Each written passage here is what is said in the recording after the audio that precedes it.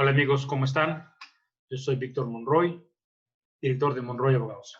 Vamos a comenzar con este nuevo webinar sobre el COVID en la negociación inteligente, específicamente en la reestructuración de créditos empresariales desde el punto de vista de tanto del acreedor como del deudor. Recuerden, nos pueden encontrar en nuestras redes sociales como Monroy Abogados SC. Si quieren conocer más de nosotros, en nuestra página web www.monroyabogados.com.mx, desde donde nos pueden enviar correos electrónicos o mensajes a través de WhatsApp. Recuerden suscribirse a nuestras páginas. Vamos a tener unas consideraciones previas. Les voy a contar una historia. Hace 40 años yo comenzaba a estudiar en la carrera de Derecho y me contraté como pasante, también nos decían en aquella época pasambres, en un despacho que se dedicaba básicamente a la cobranza, a la recuperación de la tarjeta de crédito de una tienda comercial muy importante. En esa época, decía un amigo, pues demandas y todo el mundo te paga. Básicamente, todas las personas con una llamada telefónica, con una visita a la casa, pagaban el crédito. Algunos se presentaban las demandas. En el momento mismo de la diligencia de embargo, que se comienza con eso, pues pagaban o pagaban el día siguiente. Entonces, después de un tiempo, me salí de ahí porque no aprendía más, no continuábamos con los juicios porque la gente pagaba. O sea, la situación era resuelta y yo lo que quería era aprender a llevar juicios. Me cambié de despacho. Y a lo largo de estos 40 años, pues han pasado muchas cuestiones en las cobranzas. Les voy a contar unas historias. Tuve yo un excelente amigo que un día me contrató para llevar una recuperación de una cartera. Pensé que tenía un adeudo que tenía a través de un pagaré. Entonces demandamos en el pagaré. El deudor estaba en Monterrey. Fui a la ciudad de Monterrey a embargarlo y me voy dando la sorpresa que debió una cantidad importante. Pero pues solamente esa compañía era una pequeña oficina en un edificio de regular tamaño. Estaba la secretaria, un par de escritorios, una computadora, un fax, una fotocopiadora, pues que no garantizaba nada. Embargué toda la negociación y me regresé, llevamos el juicio, eventualmente se ganó, pero no podíamos cobrar porque no tenía bienes. Y esta persona, mi amigo, no había tenido la precaución de buscar garantías, solamente tenía el pagaré que él pensaba que le funcionaría. Eventualmente pasó el tiempo y teníamos embargada la sociedad. Mi amigo se dio cuenta que esta persona trabajaba para un trabajo importante para Petróleos Mexicanos y estaba pendiente de pagarle una cantidad muy superior a la que deudaba. Como la empresa estaba embargada, le pedí al juez que se considerara el importe que él tenía por cobrar como parte del embargo. Se giró un oficio a la empresa, retuvieron el pago que le iban a hacer y en ese momento se comunicó el abogado para decirme, oye, me estaba acordando de ustedes justamente, les queremos pagar. Bueno, en ese momento, pues claro, ok, vas a pagar, debes tanto de capital, tanto de intereses, tanto de las costas del juicio, y pagó todo. No tenía otra opción. En otro asunto de esta misma persona, igual un pagaré, esta sí era una empresa más importante, llevamos el juicio, se ganó la primera instancia, se ganó la segunda instancia, estábamos en el amparo, que muy probablemente también se iba a ganar. Y entonces recibo la llamada del abogado de la parte contraria diciéndome, ¿sabes qué? Tengo ya dinero para pagar. Ah, pues perfecto. Me debes la suerte principal, los intereses, las costas, y me dicen, no. Tenemos el 80% del adeudo principal. Si tu cliente lo quiere, se lo podemos dar mañana. Entonces le digo, no, pues es que me deben más. De todos modos, yo tengo la obligación como abogado, pues de comentarle a mi cliente lo que está pasando. Hablé por teléfono con él y me dijo, mira, estamos en diciembre, tengo muchas cosas que pagar, pues acéptales el trato. ¿Qué pasó? En un asunto, él cobró todo lo que tenía que cobrar y en otro no pudo cobrar todo lo que tenía que cubrir. También tuvimos como experiencia que hay que garantizar los adeudos. No podemos estar así.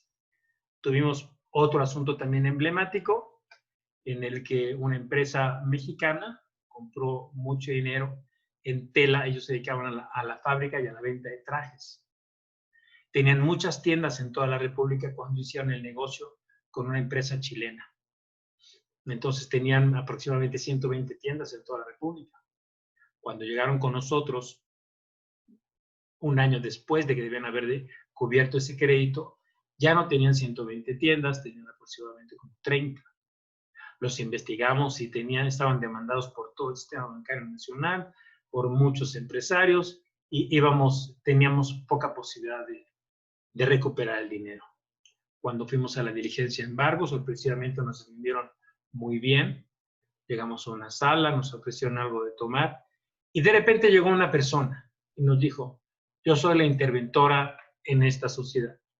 Lo que había pasado es que con anticipación, probablemente ellos habían hecho un autoembargo, no lo podíamos probar, y habían puesto un interventor. Nosotros no podíamos pasar por él. Podíamos embargar también la negociación, pero ya el interventor era el que tenía el cargo a la caja y nos dificultaba mucho. Y como les dije, estaban embargados y estaban demandados por todo el sistema nacional. Vimos la situación de la empresa, nos hicieron una oferta de pagar el 60% de la deuda nada más. Y viendo esta situación, nos comunicamos con el cliente, le dijimos todo lo que tenía, que no teníamos ninguna garantía, que estaban muy demandados, que probablemente esa empresa próximamente se iba a la quiebra, que en ese momento existía la quiebra y la suspensión de pagos.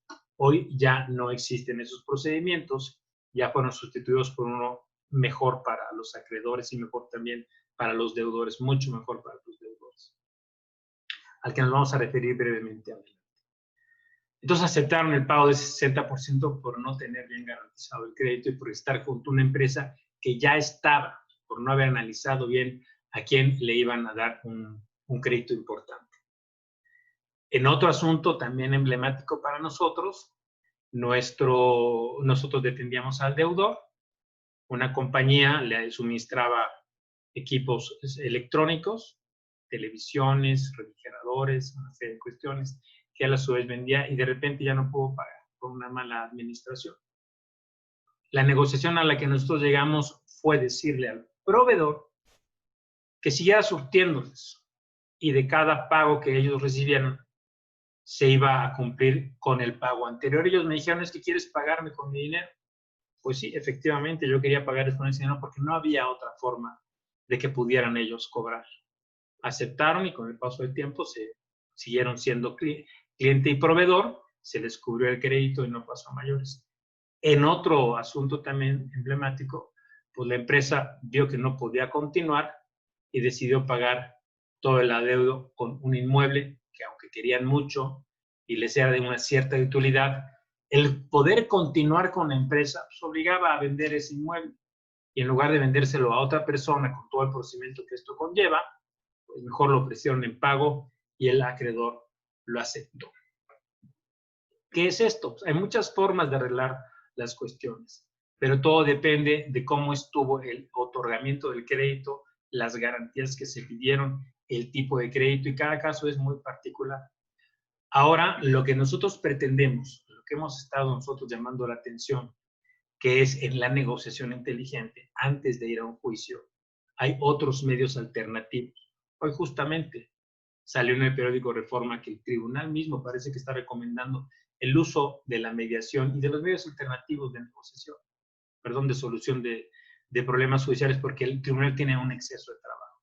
Ya están viendo que en la solución para llevar los juicios en línea, que sería muy, muy bueno y muy provechoso para todos, y hacer reformas también para hacer rápido los procedimientos judiciales, pues lleva mucho tiempo y también un gasto importante económico. ¿Qué es lo que se pretende?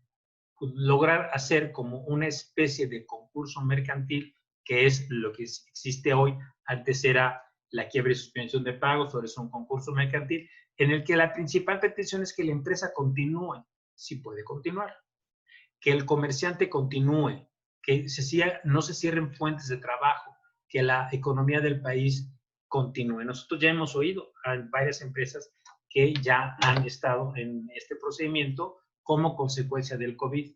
En este caso nos estamos refiriendo más específicamente a las situaciones derivadas del COVID. ¿Qué es lo que se busca? ¿Qué es lo que se pretende? Que las empresas vayan a ese como concurso mercantil, en lugar de que lo hagan en un juicio, que lo hagan llegando a negociaciones con todos sus acreedores, que el acreedor también llegue a negociaciones que le van a ser más provechosas que el mandar a una empresa a un concurso mercantil o eventualmente hasta una quiebra. Lo que quieren las empresas es recuperar su dinero. Lo que quiere el deudor es poder pagar y continuar con su negocio. Tienen los dos que actuar de buena fe.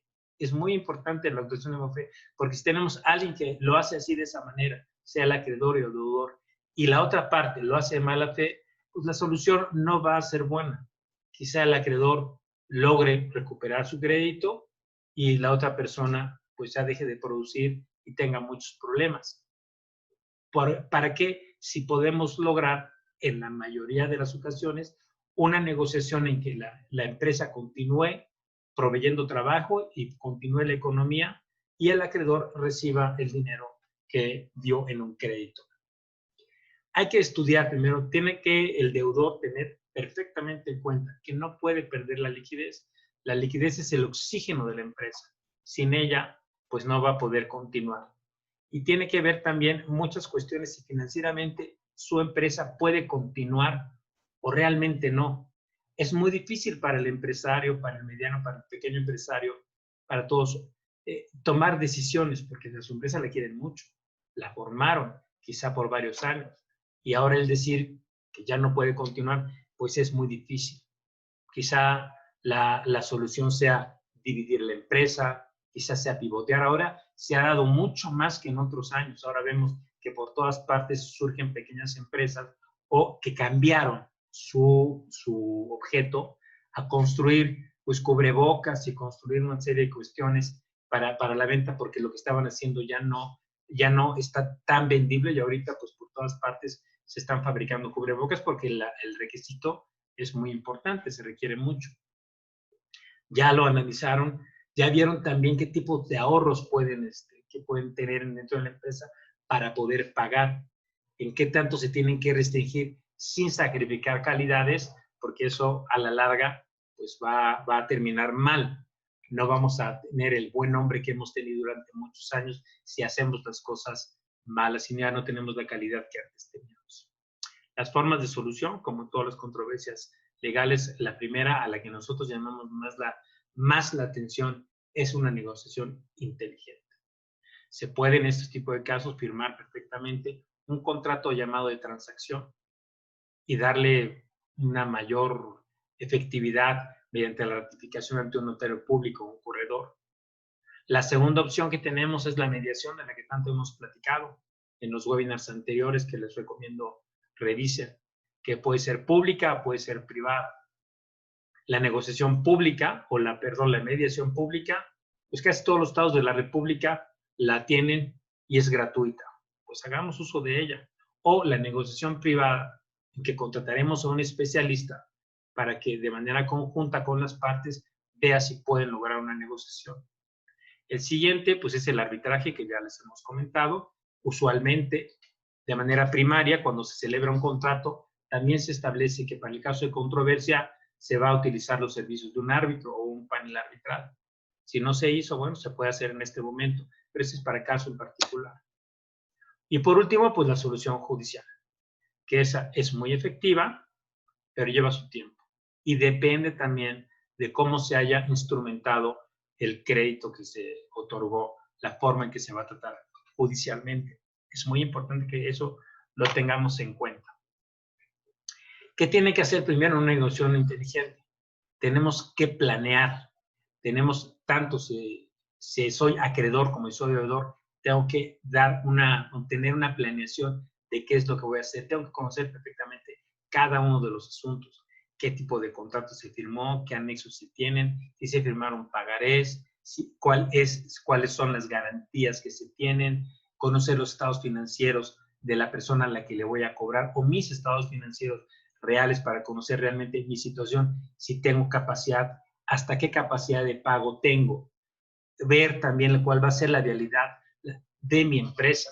Les vuelvo a decir, quizá habrá que contratar a un especialista que quite el subjetivismo que estoy teniendo yo como empresario con esta empresa que yo formé con el tiempo y en la que he puesto todo mi empeño y quiero mucho, pero también sobrevaloro.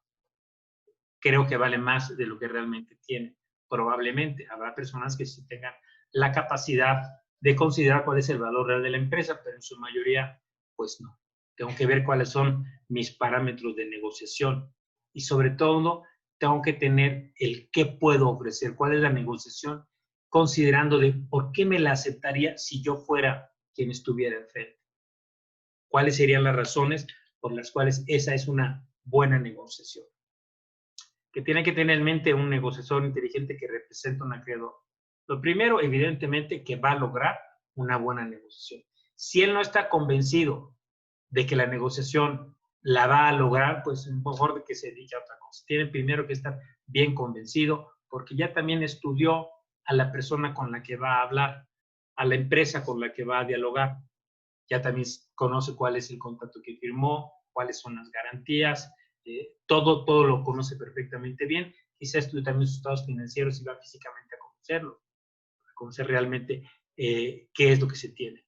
Y también conoce su empresa y debe de saber él si ese acreedor es útil para la empresa, la historia que ha tenido, es un nuevo deudor o es un deudor de mucho tiempo atrás, un cliente de mucho tiempo atrás, que siempre ha sido un buen cliente, pero ahora, como consecuencia del COVID, falló. ¿Valdrá la pena apoyarlo? ¿Valdrá la pena ayudarlo? Como les dije, hemos tenido, y no nada más en esta ocasión, sino en otras tantas, que se le da oportunidad de continuar, a lo mejor haciéndole una ampliación del crédito, pero ya nos va a pagar. Que a mí como acreedor no me interesa hundirla a la persona. A mí lo que me interesa, mi real interés es recuperar lo que se les prestó. A lo mejor no voy a recuperar todo, pero tengo que recuperarlo lo más rápido también posible, que no significa que contra eso pues vaya y haga un acto ilícito para que me paguen. Tenemos entonces posibilidad de apoyar a nuestro deudor, apoyémoslo. Si no tenemos esa posibilidad, pues no lo hagamos. También se da muchos tipos de situaciones. Cada caso es particular. No es lo mismo negociar con una empresa grande que con una pequeña, con un banco, que con un proveedor. No es lo mismo. Tenemos que estudiar caso por caso cómo debemos de verlo. Tenemos como negociación inteligente desde el punto de vista del deudor, conocer bien mi empresa y tengo que ir también con la seguridad de que voy a lograr una negociación. Ya debo de llevar considerado perfectamente qué es lo que puedo yo ofrecer y de qué manera, cuáles son mis parámetros, dónde me puedo mover con algo que realmente sí puedo cumplir. No puedo llegar con una idea de que yo voy a tratar y este próximo año sí vamos a ganar mucho dinero y les voy a pagar todo y más. No, tengo que ser objetivo. Tengo que ver realmente si mi empresa subsiste o no subsiste. Si mi problema es solamente el COVID o mi problema ya venía de antes. Son situaciones que son totalmente distintas. Ya intenté, por ejemplo, reducción de salarios a los funcionarios, a todo el personal. Ya vi que con esto de ahora del home office, si puedo reducir mi empresa en el tamaño y ya no gastar tanto en rentas, o si la parte excedente, si soy propietario, la puedo yo rentar para tener un ingreso. Ya vi la posibilidad de pivotear el negocio y dedicarnos una parte o en total a hacer otras cuestiones que nos dejen un mayor ingreso para poder pagar. Ya vimos también si se puede que los socios, un aumento de capital o préstamos entre los socios. Ya conozco mucho de repente cómo poder yo ofrecer una buena negociación si la requiero. Ya estudié que yo lo que necesito es un plazo mayor, que yo lo que necesito es que las tasas sean reducidas, porque con las que los celebré resultaron muy altos. Ya estudié si no tenía garantías, que puedo yo también ofrecer nuevas garantías para que la persona esté segura que se le van a hacer los pagos. Ya vi que pues firmé un contrato en una moneda extranjera que está subiendo. Ya vi también la posibilidad de que eso baje o ponerle un máximo al tipo de cambio. Ya estudié todo el asunto antes de entrar en una negociación. No lo puedo hacer después. Tengo que hacerlo de manera previa. Tengo también que clasificar las deudas en las más importantes que tengo que cobrar contra las menos importantes. Y la importancia no nada más es el monto. Si ya hemos escuchado que una empresa deudora está a punto de irse a una suspensión de pagos, pues más vale que vayamos rápidamente para lograr una mejor garantía. Hay tipos de préstamos que ofrecen los bancos que ya tienen garantizado, por ejemplo, con la maquinaria, porque justamente el préstamo fue para la maquinaria. Y si se entra en un proceso de un concurso mercantil, voy a tener problemas en recuperarla rápido. Pues, tengo que actuar. No es el mayor monto, pero sí es el que tiene más peligro. Tengo que actuar lo antes posible. Tengo que ver cómo puedo también, nuevamente insisto, si pues, se puede apoyar, pues apoyar, si no se puede, pues simplemente no se puede. ¿Por qué? Pues yo tengo interés en conservar al cliente, ha sido un buen cliente durante 20 años y hoy tenemos un problema del COVID, pues a lo mejor vale la pena apoyarlo.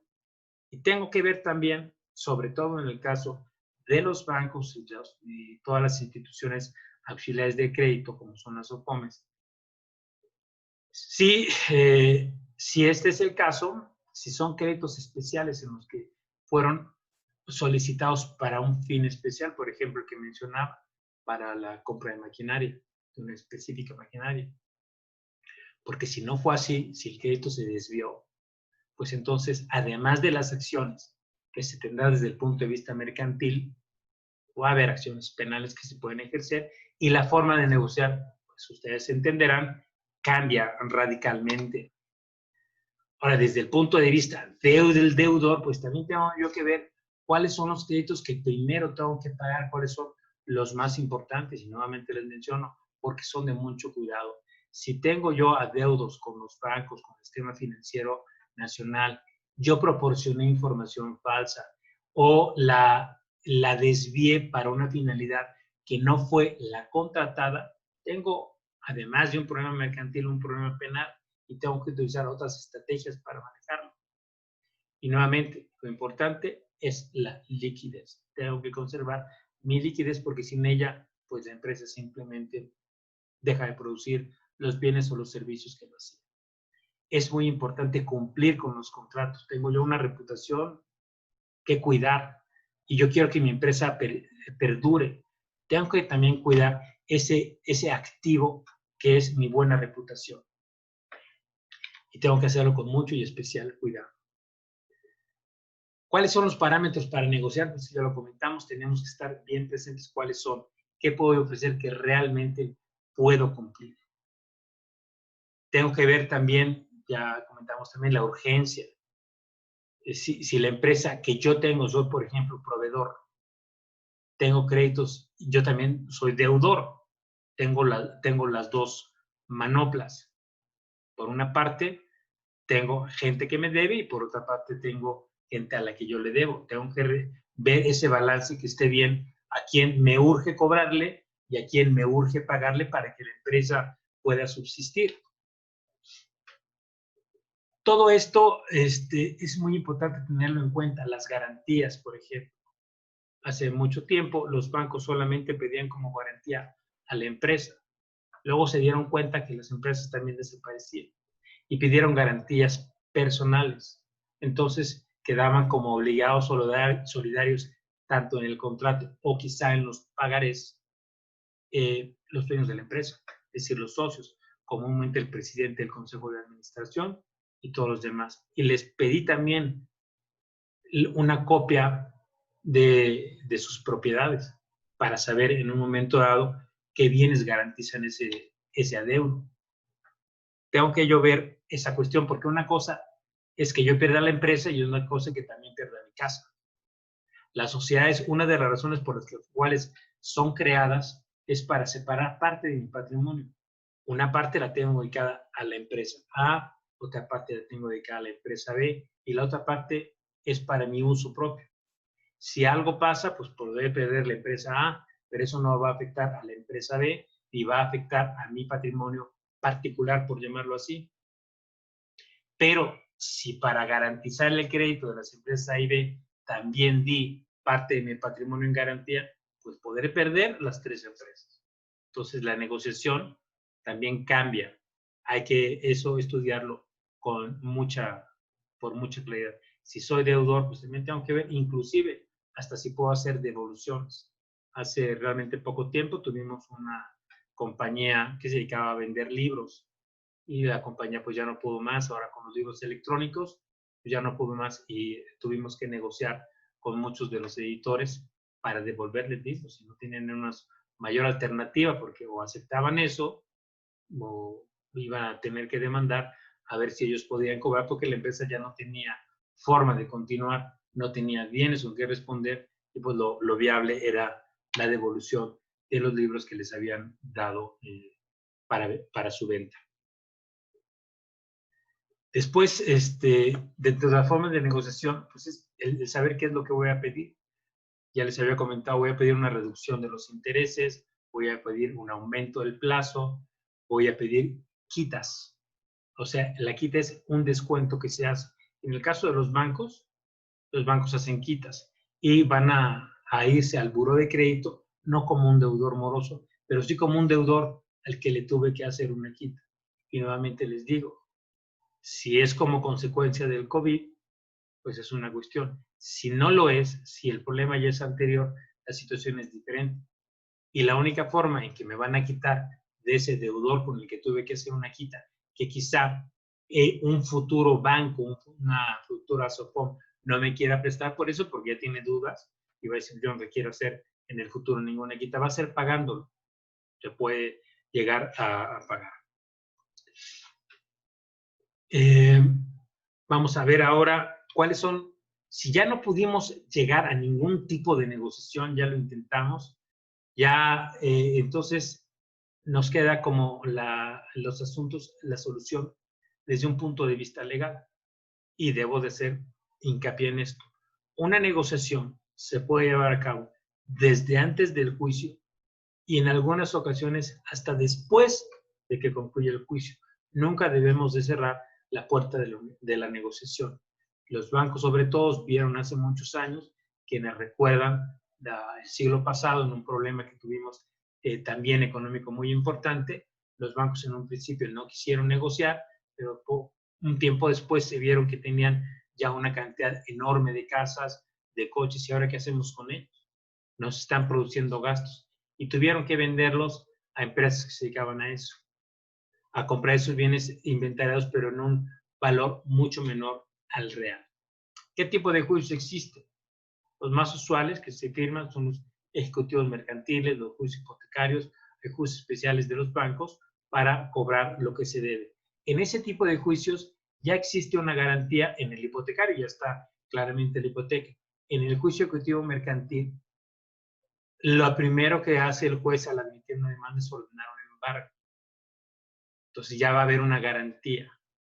Y eventualmente, tanto el juicio hipotecario como los juicios ejecutivos, cualquiera de estos que sean, que son originarios con varios tipos de documentos, como es el pagaré, como es el recambio, como es el reconocimiento de un adeudo, etcétera, etcétera, como puede ser incluso la mediación, van a terminar con un remate de un inmueble o de otras cuestiones con lo que haya sido embargado. Hasta en tanto se lleve todo ese procedimiento, se puede negociar.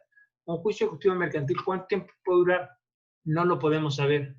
Puede ser muy rápido, quizá en 6 meses, puede ser muy lento, quizá en 6 años.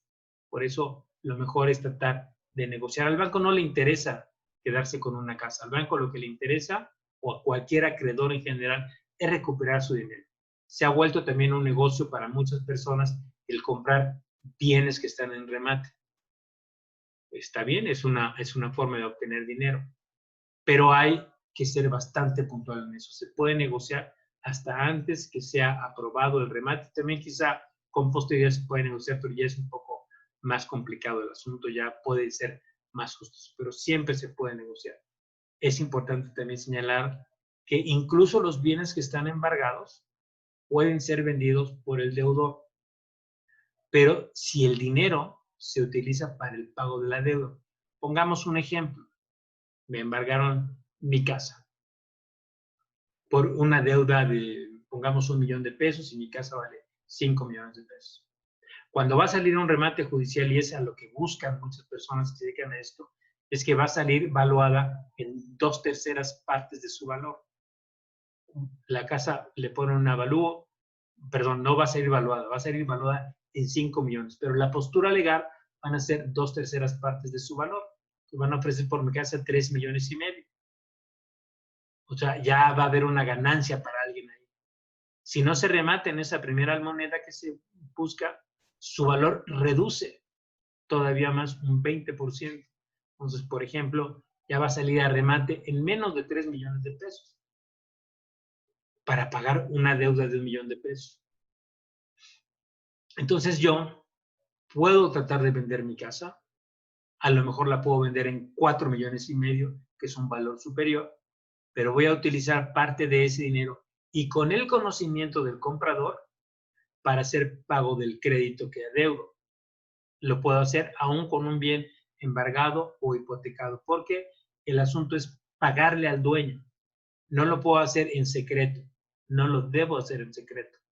Me puedo meter en muchos problemas. Los acreedores que no tienen documentos que lleven aparejada discusión, como es el pagaré. Parte de su negociación quizás sea lograr garantías para tener la seguridad de que van a ser pagados. Por ejemplo, las facturas no son un título que permita que junto con la demanda se pueda embargar, pero hay formas en que quizá, dependiendo del caso en particular, se pueden hacer trámites para solicitar un embargo precautorio, llenando los requisitos legales. Entonces sí, puedo desde el principio embargar. Tengo que insistir mucho en que los créditos con los bancos o en general con cualquier deudor, si yo proporcioné información falsa, quizá estoy cometiendo un delito. Si yo utilicé esto, sí, no para los particulares, pero sí para las instituciones de crédito o sus auxiliares. Yo contraté un crédito para la compra, por ejemplo, de una maquinaria o para la construcción de un edificio y no lo utilicé para esa finalidad, probablemente se está cometiendo un delito. Entonces la forma de negociación va a ser totalmente distinta.